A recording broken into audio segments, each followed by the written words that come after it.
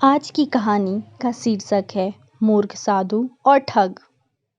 एक बार की बात है, किसी गांव के मंदिर में देव शर्मा नाम का एक प्रतिष्ठित साधु रहता था। गांव में सभी लोग उनका सम्मान करते थे। उसे अपने भक्तों से दान में तरह तरह की वस्त्र, उपहार, खाद्य सामग्री और पैसे मिलते थे। उन वस्त्रों को बेचकर साधु ने काफ़ी धन जमा कर लिया था। साधु कभी किसी पर विश्वास नहीं करता था और हमेशा अपने धन की सुरक्षा के लिए चिंतित रहता था।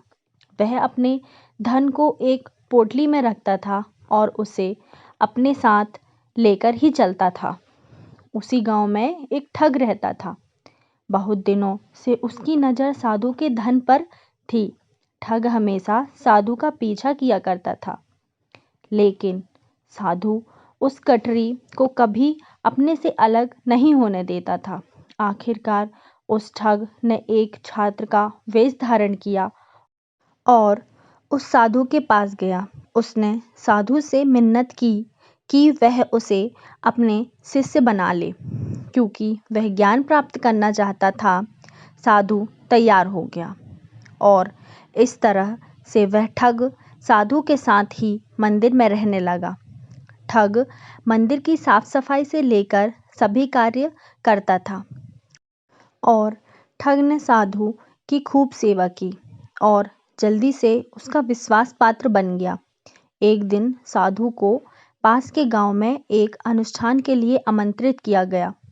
साधु ने वह आमंत्रण स्वीकार किया और निश्चित दिन साधु अपने शिष्य के साथ अनुष्ठान में भाग लेने के लिए निकल पड़ा। रास्ते में एक नदी पड़ी और साधु ने स्नान करने के लिए इच्छा व्यक्त की। उसने पैसों की गठरी को एक कंबल के भीतर रखा और उसी नदी के किनारे रख दिया। उसने ठग से सामान की रखवाली करने के लिए कहा और खुद नहाने चला गया।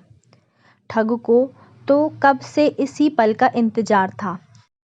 जैसे ही साधु नदी में डुबकी लगाने गया, वह रुपयों की गठरी लेकर चंपत हो गया। इस कहानी से हमें यह शिक्षा मिलती है कि किसी अजनबी की चिकनी चुपड़ी बातों में आकर ही उस पर विश्वास नहीं कर लेना चाहिए। ऐसी ही अच्छी और ज्ञान भरी कहानियों को सुनने के लिए like the video and subscribe my channel.